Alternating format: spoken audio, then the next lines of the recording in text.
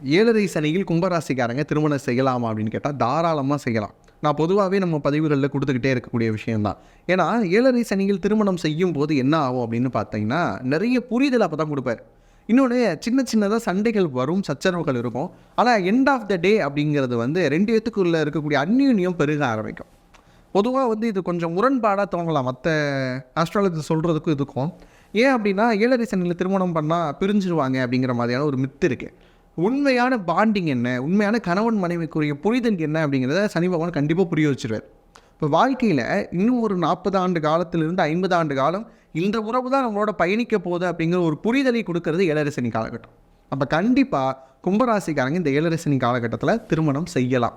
இதில் வந்து எந்த ஒரு மாற்று கருத்தும் இல்லை. இப்போ திருமணம் செய்யக்கூடிய இடங்களில் நீங்கள் என்ன விசாரிக்கணும் அப்படின்னா, பெண்கள் ஆண்கள் 2 பேருமே சரி, அவங்களுடைய பேக்ரவுண்ட் என்ன அப்படிங்கிறத விசாரிங்க. சம்பளம் சரியானதாக சொல்லியிருக்கிறாங்களா அப்படிங்கிறத விசாரிங்க. குடும்ப பின்னணி பற்றி விசாரிங்க. அவங்களுடைய கேரக்டரிஸ்டிக்ஸ், இப்போ உங்களுக்கு வரக்கூடிய லைஃப் பார்ட்னருடைய கேரக்டரிஸ்டிக்ஸ் எப்படி இருக்குது அப்படிங்கிறத தெரிஞ்சுக்கிட்டு பண்ணிங்க அப்படின்னா இன்னும் நல்லாயிருக்கும்.